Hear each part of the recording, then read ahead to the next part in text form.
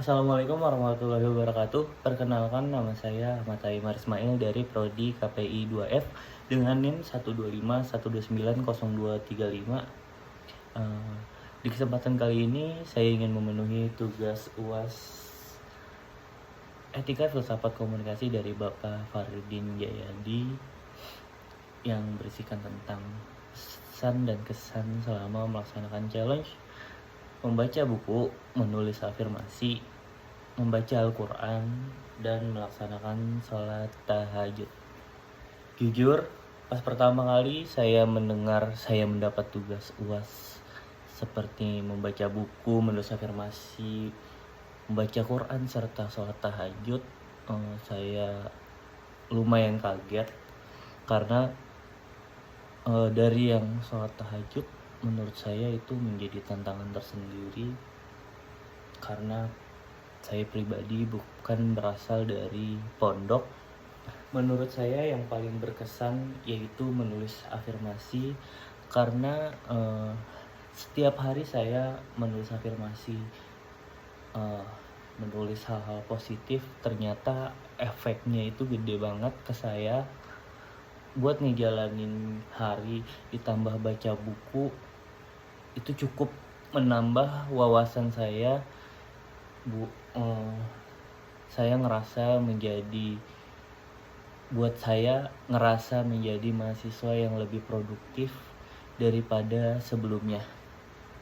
Lalu yang membaca Al-Quran, karena saya bukan dari background yang begitu fasih, karena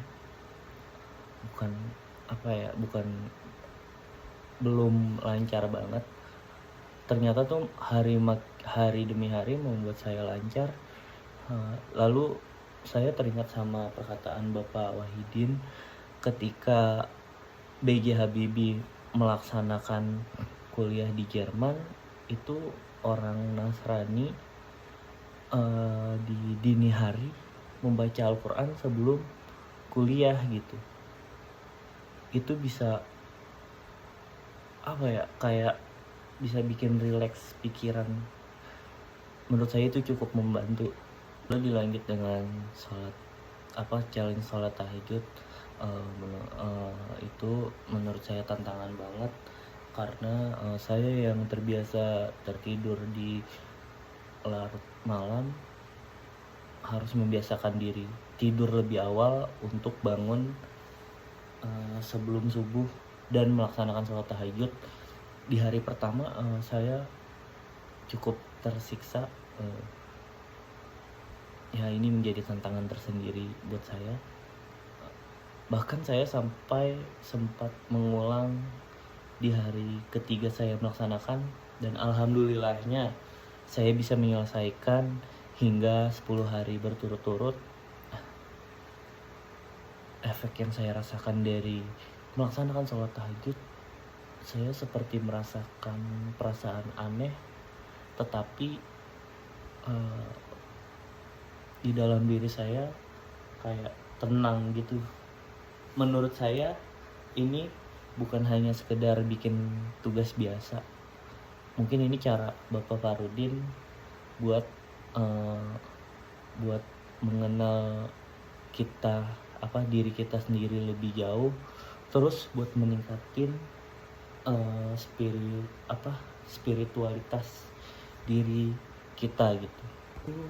Komunikasi dengan orang tua menurut saya itu cukup buat meningkatin komunikasi saya dengan ayah saya, karena tadinya kan saya ingin membuat video dengan ibu saya, dikarenakan ibu saya lagi sakit.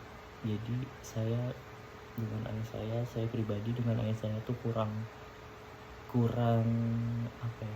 ngobrol gitu, kurang komunikasi.